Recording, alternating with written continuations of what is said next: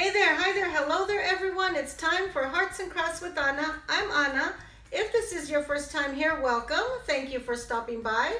If you visited before, it's good to see you again. On this channel, we share shopping hauls, create budget-friendly DIYs, and home decor. If you grew up in the 90s or had school-age children in the 90s, you are part of the Hocus Pocus generation. In today's video, I'm taking part in the Hocus Pocus DIY challenge hosted by Devin at Freckled Mom DIY. Her co-host is Ellie at DIY From House to Home. Their channels along with the playlist are linked in the description below. And if you like this video, please give it a thumbs up. Don't forget to comment, share, subscribe, and hit that bell so you're notified every time I upload a new video and you don't miss out on any of the fun. Now let's head on over to my craft room. I'm going to show you how I paid homage to the Sanderson sisters and how I made this little cutie. Grab your coffee, your favorite beverage. Let's go, vámonos! For my first DIY, I'm going to be using this sign about girls without freckles that I picked up at Hobby Lobby, and I will be revamping it. I'm going to be using this ink chalk paint, a white chalk marker, and these templates of the Sanderson sisters that I made. I started by painting the sign using 2 coats of the black ink chalk paint over the top and refreshing the sides.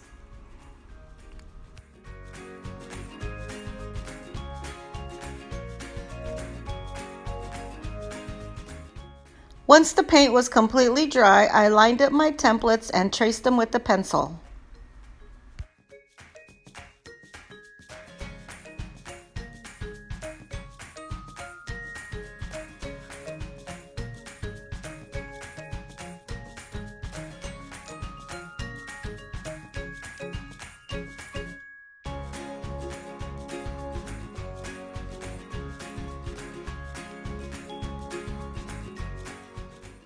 Next, I outlined the silhouettes with my chalk marker.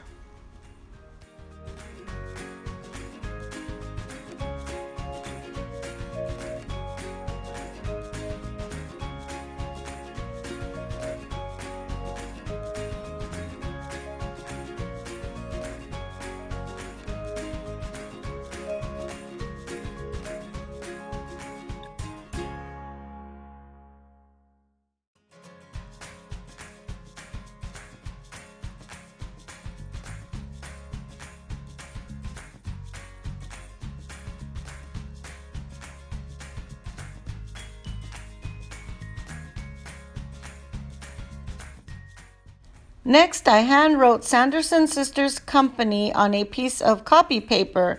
I traced the letters onto the sign with a pencil, then went over them with my chalk marker.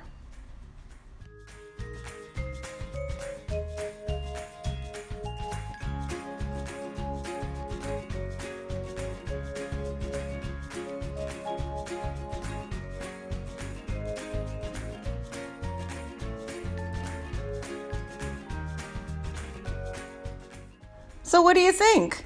I think the black and white gives it a modern twist, and it says Hocus Pocus without saying Hocus Pocus. For DIY number 2, I'm going to be using one of these fall home signs I got at the Dollar Tree. One of these witch hat wood cutouts also from the Dollar Tree. One of these witch's brooms. These are also from the Dollar Tree. I'm going to be using my ink chalk paint, my white chalk marker, and some yarn. I started by removing the word home using my box cutter. A friendly reminder to be extra careful when you're using sharp objects. No mishaps here, but that's because I was being careful.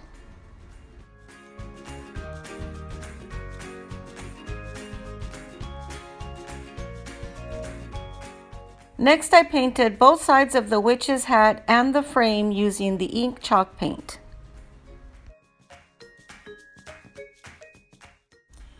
Next, I drew a circle in the center of the frame. I painted the outside part of the circle black and used an orange paint to paint the inside of the circle. It took about 3 coats of the orange paint to get full coverage, letting each coat dry before applying the next coat. Well, I not so much as let it dry, but helped it along with my blow dryer. You know how it goes.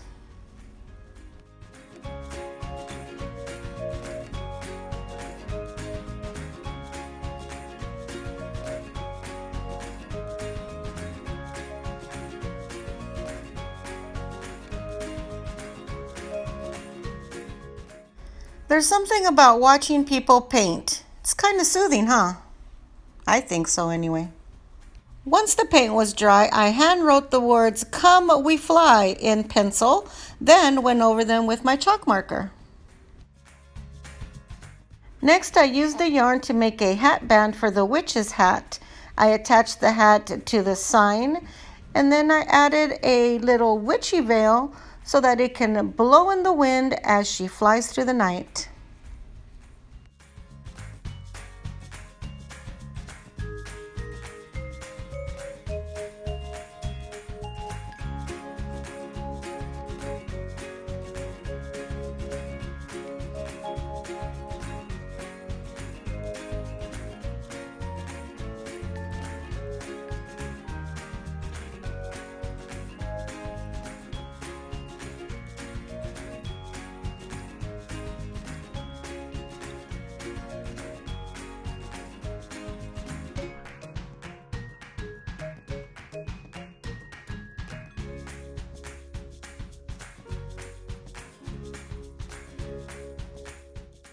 Next, I took the broom and cut off about 1 inch from the handle and 1 inch from the bristles.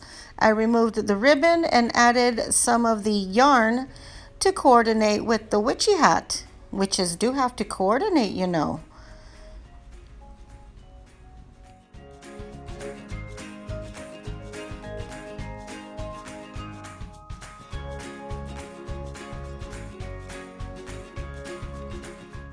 I added the ribbon at the base of the broom handle and attached the broom to the sign.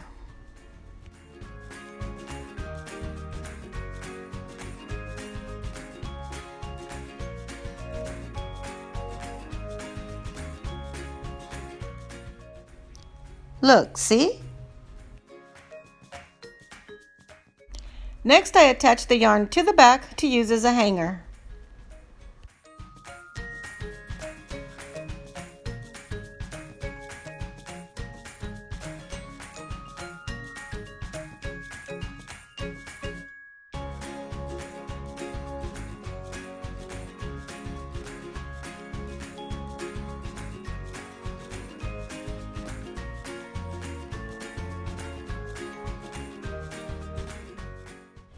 I outlined the hat with the white chalk marker for definition, and I really like how this turned out. What do you think? Make you want to fly? Vámonos!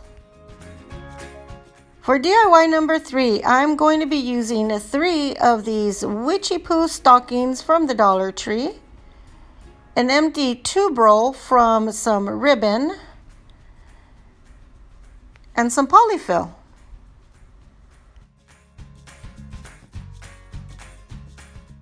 I started by removing the stockings by cutting them away from the shoes and the handle.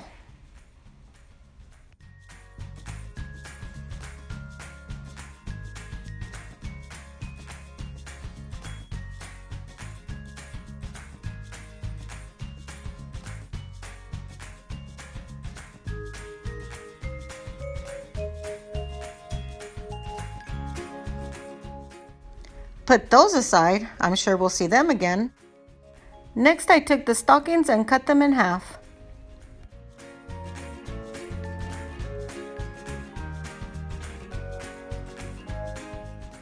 Next, I took a stocking and sealed one of the ends with hot glue, leaving about 1/4 inch seam.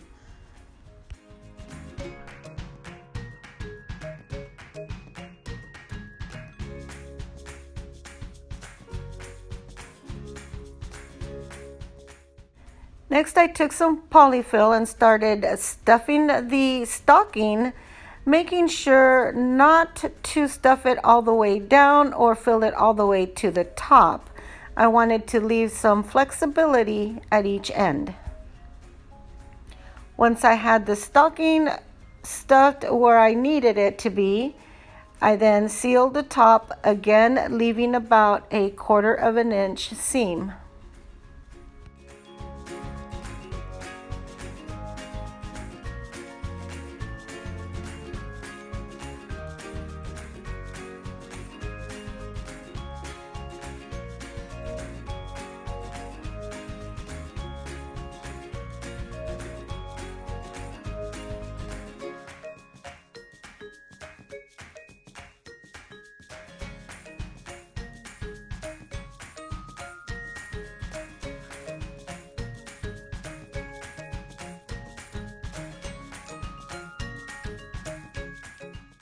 Next, I took my cardboard tube and covered it with the polyfill, giving it a little bit of a cushion.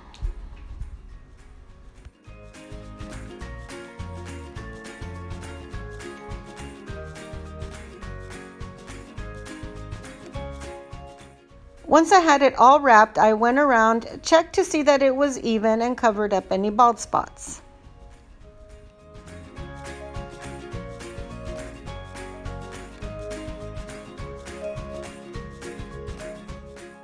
Next, I started attaching the Witchy Poo stockings to the tube to create my Hocus Pocus inspired pumpkin.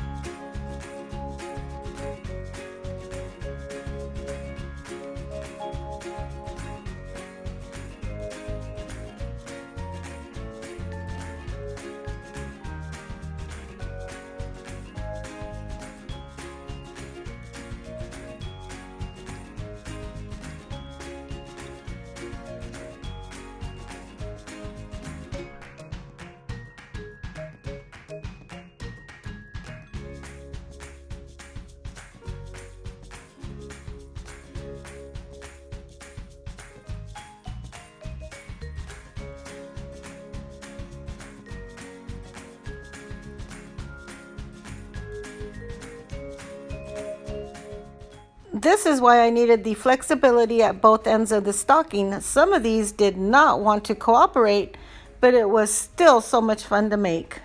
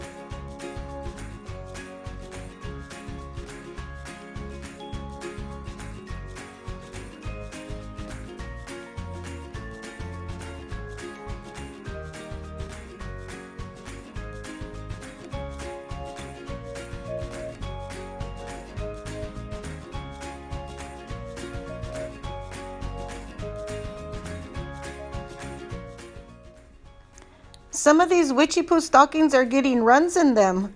It's all part of the character, folks. How fun is that? Next, I took a scrap piece of black glittery felt that I had and cut out 2 circles, one to cover the top and one to cover the bottom.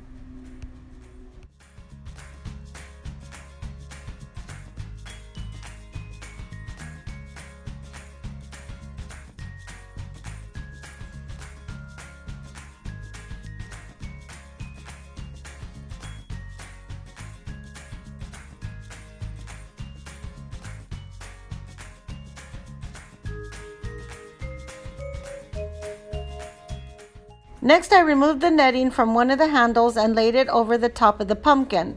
Then I took one of the handles with the netting, placed it in the opposite direction, and attached it to the top of the pumpkin to create the stem.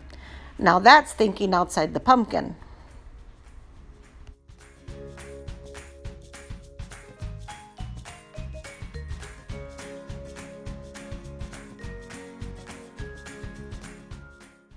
I secured the handle in place by applying glue on both sides of the handle and holding it down until it set. So cute. What do you think?